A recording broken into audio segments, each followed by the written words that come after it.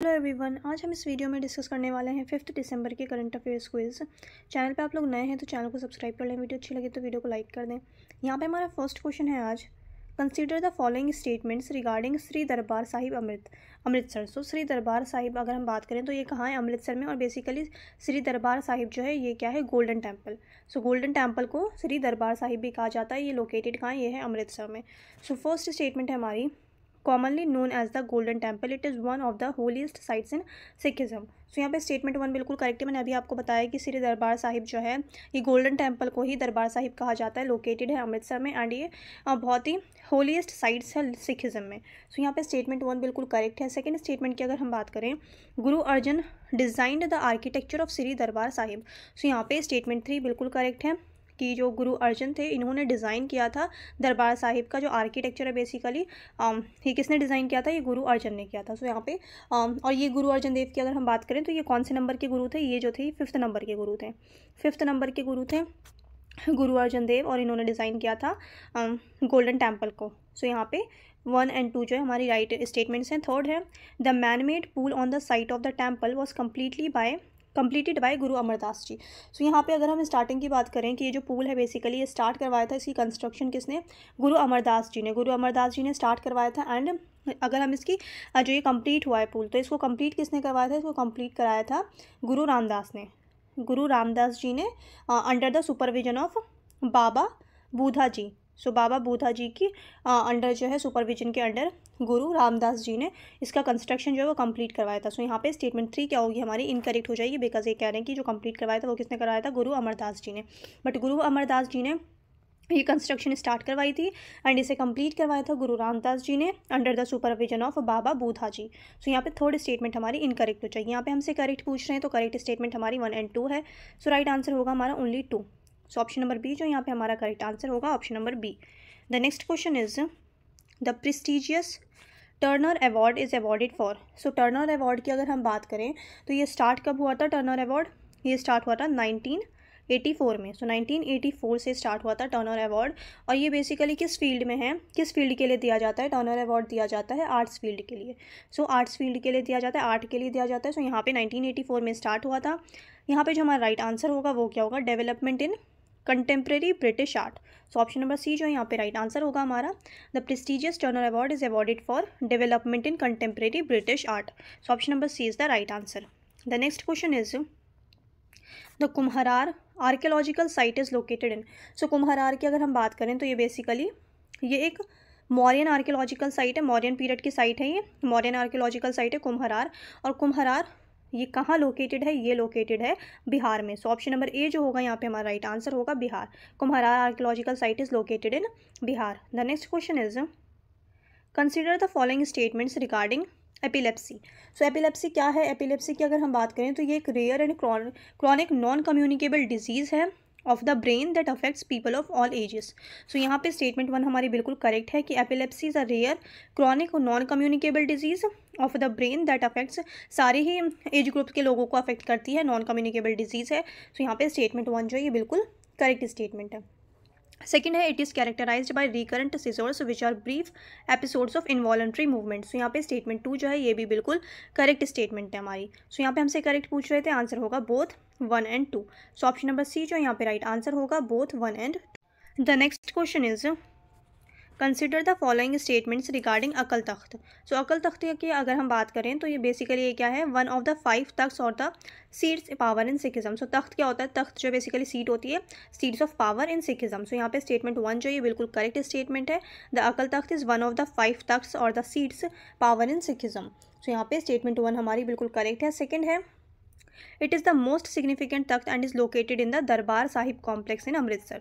सो यहाँ पे स्टेटमेंट 2 जो है ये भी बिल्कुल करेक्ट है।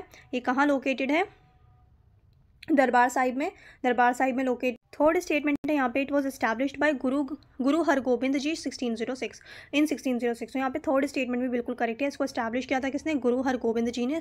ईयर कौन सा था, 1606। तो यहाँ पे तीनों ही स्टेटमेंट्स हमारी करेक्ट हैं।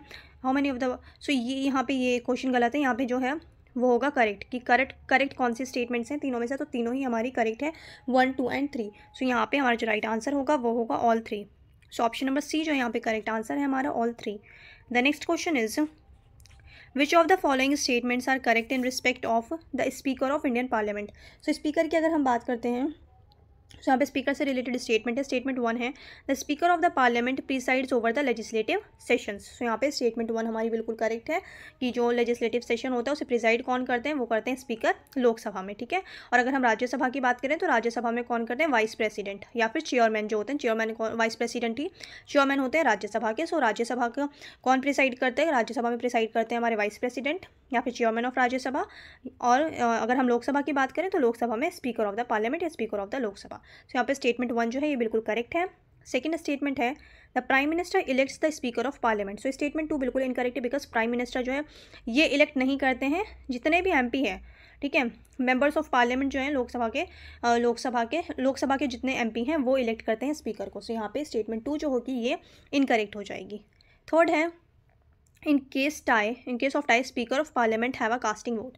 सो ये हमने पहले भी डिस्कस किया था। सो यहाँ पे स्टेटमेंट 3 जो है ये बिल्कुल करेक्ट है कि जब टाई हो जाता है, दोनों मतलब इक्वल वोट्स होते हैं किसी भी चीज़ पे, किसी भी बिल वगैरह पे, तो ऐसे में जो स्पीकर होते हैं वो अपना वोट कास्ट करते हैं। सो यहाँ पे स्टेटमेंट 3 जो है बिल्कुल करेक्ट है। स्टेटमेंट 1 भी हमारी करेक्ट है। स्टेटमेंट 2 इनकरेक्ट है बिकॉज प्राइम मिनिस्टर जो है वो इलेक्ट नहीं करते हैं स्पीकर ऑफ पार्लियामेंट को। स्पीकर ऑफ पार्लियामेंट को लोकसभा के एमपीज़ जो हैं वो इलेक्ट करते हैं। सो यहाँ पे हमसे करेक्ट पूछा था 1 और 3 जो होगा ये राइट आंसर होगा हमारा ऑप्शन नंबर सी।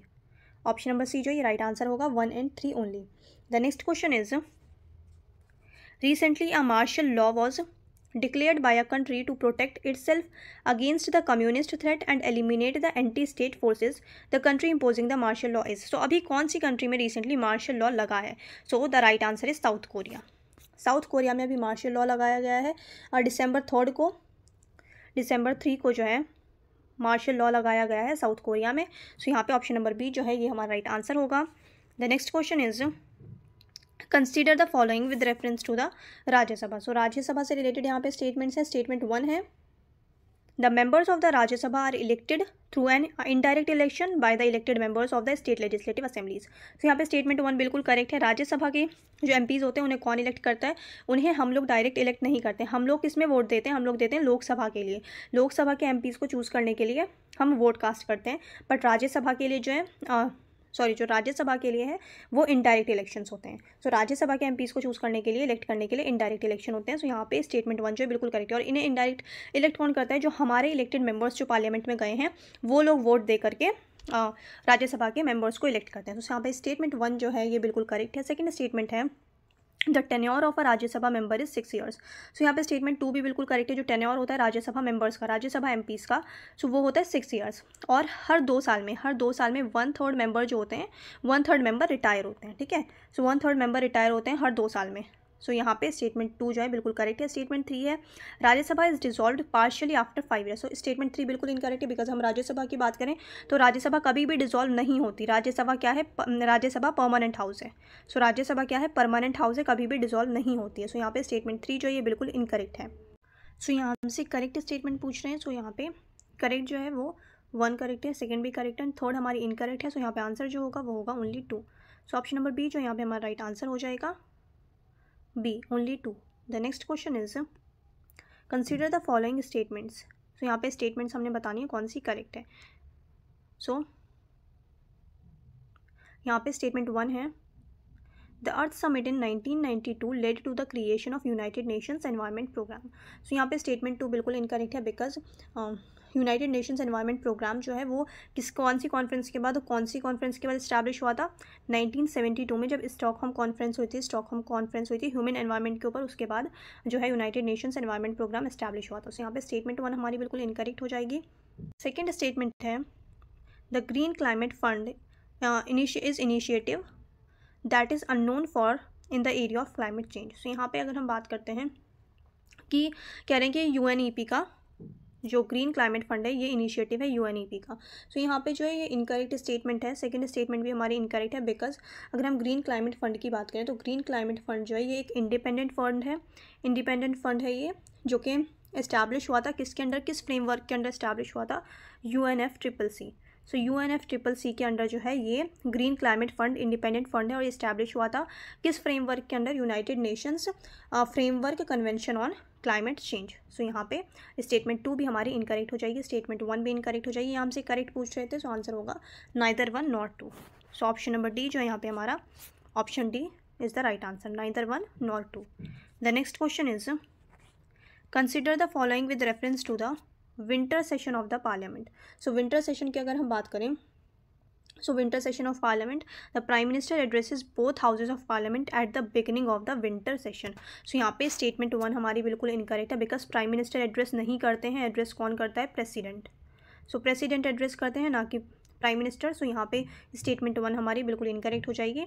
सेकेंड स्टेटमेंट है the first winter session of parliament was held in 1950। सो यहाँ पे 1950 में फर्स्ट टाइम नहीं हुआ था, फर्स्ट टाइम 1950 में विंटर सेशन नहीं हुआ था। हमारे इलेक्शन जो है वो 1951 1952 में हुए, तो 1952 में फर्स्ट टाइम जो है वो विंटर सेशन हुआ था। सो यहाँ पे स्टेटमेंट 2 हमारी बिल्कुल इनकरेक्ट है, 1950 नहीं होगा, 1952 होगा। यहाँ पे हमसे गलत बताना है, नॉट करेक्ट बताना है कि कौन सी स्टेटमेंट्स इनकरेक्ट है। सो स्टेटमेंट 1 भी हमारी इनकरेक्ट थी, स्टेटमेंट 2 भी हमारी इनकरेक्ट है। थर्ड स्टेटमेंट है the speaker of the Lok Sabha decides the agenda for the winter session of parliament. So यहाँ पे स्टेटमेंट 3 बिल्कुल करेक्ट है, जो लोकसभा के स्पीकर होते हैं वो डिसाइड करते हैं एजेंडा डिसाइड करते हैं विंटर सेशन ऑफ पार्लियामेंट। तो कोई भी एजेंडा जो होता है, एजेंडा ऑफ द हाउस, वो कौन डिसाइड करते हैं, वो स्पीकर ही डिसाइड करते हैं। सो यहाँ पे स्टेटमेंट 3 जो है ये बिल्कुल करेक्ट है, यहाँ हमसे नॉट करेक्ट पूछ रहे थे।